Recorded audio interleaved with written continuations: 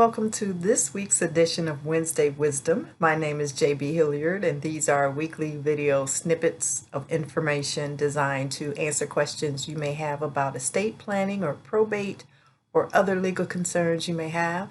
And this week, I thought it'd be interesting, and it's pretty timely because this just came out on Friday, the 4th, which was my birthday, by the way.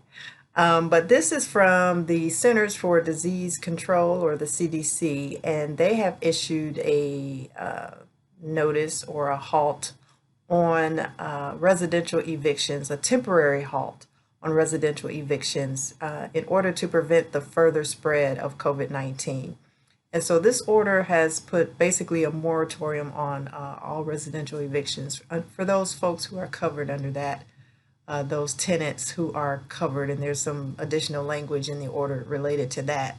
But basically what it says is that landlords can't evict tenant from September 4th until December 31st. However, that does not preclude that tenant from continuing to pay rent or continuing to honor the other contractual obligations in the lease agreement or rental agreement. And so what that means is there's basically action required on the part of the tenant or the lessee who must submit a declaration. So before I get into that part, let me just make sure we all understand what's going on here. So I want to read it here. Again, the title of this is from the CDC, and specifically the Department of Health and Human Services, and under that the CDC. Temporary halt in residential evictions to prevent the further spread of COVID-19. And as I mentioned, this order is good until December 31st, 2020. But it specifically says this order does not relieve any individual of any obligation to pay rent, make a housing payment, or comply with any other obligation that the individual may have under a tenancy, lease, or similar contract. And also for on the side of the landlords or the property owners, nothing in this order precludes the charging or collecting of fees, penalties, or interest as a result of the failure to pay rent or other housing payment on a timely basis under the terms of any applicable contract. So you as the renter may be in a position where you're not able to pay rent because due to COVID, you either are out of work or have lesser hours, fewer hours, which means less pay, which means less ability to pay and keep up with your financial obligations. However, the landlord or the property owner or that person or entity from whom you are renting, they can still charge, if you're not paying on time, they can still charge you late fees or any other penalty under the terms of your contract or your agreement.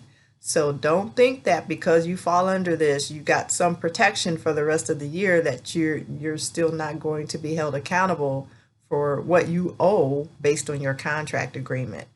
And as I just mentioned, you as the renter will need to submit an actual declaration to your landlord to say, the reasons why you're not able to pay rent or keep up with your rental payments. So there is action required. You can't just wait, till the end of the year and say, well, I was covered under that CDC order. No, there's a specific declaration that you must submit. And then also understand that, and I'll talk about that here on this last page, but also understand that you can be evicted for reasons other than the non-payment of rent. So if you break some other provisions of your lease or your rental agreement, that you're still held accountable for that as well. But for this declaration, you must, again, for this order to apply to you, if you're a renter, you must submit this declaration to your landlord. And basically what you're saying is you're certifying under penalty of perjury and all these other applicable laws that all of this you're submitting is true, that you fall within a certain income threshold. So for single people, that you earn no more than, or you expect to earn no more than $99,000 in the calendar year for 2020. And that goes up, that doubles if you're married, filing jointly. that you're unable to pay your full rent, that you're using your best efforts to at least make partial payments toward your rent, that if evicted, you would likely become either homeless or would have to move into a situation where it's going to be more people in closer proximity of each other, and thus potentially furthering the spread of the coronavirus. So the whole point of all this is because the CDC wants to prevent the further spread by people being evicted and moving into either close quarters with family members or friends. So now there are multiple people in a smaller space, or if they become homeless, if they find shelter, those shelters are not necessarily socially distancing the beds or the living spaces for the folks that they're bringing in, especially if there are more people coming in than the space will allow. So these are the reasons behind this whole order. And so you're proclaiming, if you're a renter, you're proclaiming or declaring that part of the issue, if you were to be evicted, is that you would be put into a situation where the spread of COVID would be pretty probable. And then you understand, part of your declaration, you understand that you still need to pay rent as best as you can and honor your other obligations. Now, understand also that at the end of this period of time, after December 31st, your landlord or your property owner can then request or demand either the whole amount that you owe, the full payment at once.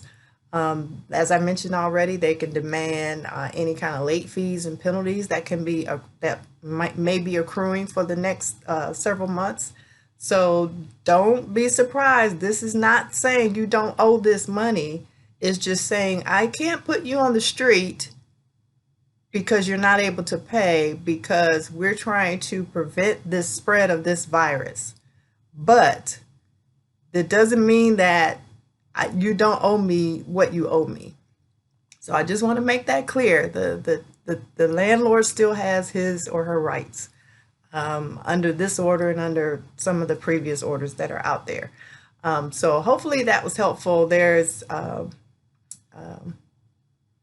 course, a lot of information on the CDC website, cdc.gov. But this is just something to put in the back of your minds if you are renting and having issues due to the COVID-19 virus that put you in under a financial strain. Know what your rights are, but also understand the rights of the property owner or the landlord. Okay, so until next time, and my voice is getting crackly right now, so I need to go and get some lunch. So with that said, I thank you as always for watching, and we'll see you next time.